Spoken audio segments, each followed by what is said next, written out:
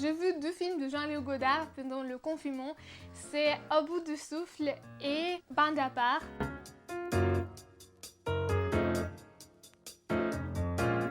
Bonjour à tous, je suis très contente de vous voir dans cette nouvelle vidéo dans mon chaîne YouTube. Si vous ne me connaissez pas, je m'appelle Tania, j'ai 16 ans, j'habite en Russie. Le concept de mon chaîne, c'est de raconter les choses qui m'inspirent. Et aujourd'hui, je vous retrouve dans ces nouveaux concepts que je retrouvais grâce à différentes chaînes YouTube français. C'est bilingue culturel. Donc l'idée de ces vidéos, c'est de raconter des choses qui concernent la culture. Donc juste raconter tout ce que vous avez fait pendant quelques périodes liées à la culture. Et comme je l'ai vu juste sur YouTube français, je voulais faire ces vidéos aussi en français. Comme vous pouvez voir, je ne parle pas couramment français et c'est pas ma langue maternelle bien sûr.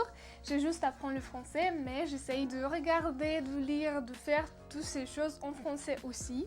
Donc je pense que ça va être intéressant de vous raconter un petit peu ce que je fais. Je suis désolée pour mon français, je suis désolée pour mes fautes, pour mon accent. Si vous pouvez écouter quelques fautes, s'il vous plaît, écrivez-moi. Et je veux commencer avec le cinéma. Je vais vous parler sur le cinéma de la nouvelle vague avec deux exemples de films tirés sur Le pianiste de François Truffaut et Bande à part de Jean-Luc Godard. C'est la période dans la culture française dans les années 60 du XXe siècle. Pourquoi cette période est intéressante pour nous et importante pour la culture? C'est parce que pendant la nouvelle vague, les nouvelles méthodes, les nouvelles concepts du cinéma a été créé. Et en fait, j'ai déjà écrit quelques comme références de mes idées dans le site web Letterboxd. Je continue à faire connaissance avec la nouvelle vague et je voudrais mentionner quelques traits et spécificités de ce cinéma que j'ai remarqué. Le critique de cinéma, oui, c'est moi. J'ai commencé à regarder ce film en pensant j'aurais dû regarder le film avec la scène dans le Louvre et après 20 ou 30 minutes, j'ai réalisé que c'était ce film-là. Dans le film de La Nouvelle Vague, il y a souvent l'histoire des bandites et c'est un peu bizarre pour nous parce que c'est pas comme les bandites de La Casa de Papel. Il n'y a pas de grand robbery ou quelque chose comme ça. Dans Bande à part, il y a deux bandites. Arthur et France, ils sont amis avec Odile et ils font des choses à Paris, mais ils vont prendre d'argent de la famille avec lesquels habite Odile. Donc, tiré sur le pianiste, le frère des héros principal, il a des problèmes avec quelques autres bandites et donc ces bandites veulent trouver le frère de l'héros principal et l'héros principal ne veut pas aider à ces bandites parce que bien sûr il veut aider à leur frère. Nous voyons deux personnages avec leur histoire que nous ne connaissons pas. C'est comme si on entrait dans l'intrigue sur la moitié d'un film ou sur un épisode de la série. Nous ne savons rien sur les héros, l'histoire est souvent fragmentaire. Je trouve ça très intéressant, c'est comme fragmentaire histoire de vie bizarre de Paris.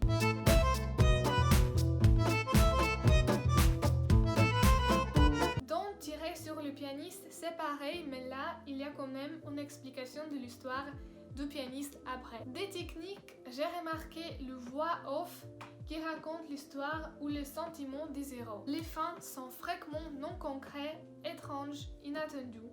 Ensemble, c'est bizarre et nouveau pour moi, mais j'aime. Comme vous savez, dans le film moderne, c'est plutôt le sujet qui est intéressant pour nous. Donc, adventures, les aventures, l'amour et tout ça, c'est ce qui est intéressant pour nous pour regarder à la fin. Mais en fait, dans le film classique comme ça, je pense que c'est pas le but. Ce que je sens, c'est que c'est plus intéressant pour nous de juste regarder, de apprécier le cinéma, le méthode, le travail avec la caméra, tout ça, le vue de Paris, les acteurs, mais pas le sujet. Salut, c'est Tania de la Future. J'ai parlé avec un de mes amis qui aime le cinéma Il m'a dit que pour regarder le film classique de la nouvelle vague comme les films de Jean-Luc Godard, il a besoin d'une humeur spéciale, donc il a besoin d'être dans le mood spécial de ce cinéma pour apprécier, pour regarder jusqu'à la fin parce que c'est un peu difficile de le regarder. Et aussi, juste maintenant, je viens de regarder un autre film de Jean-Luc Godard qui est Pierrot le Fou.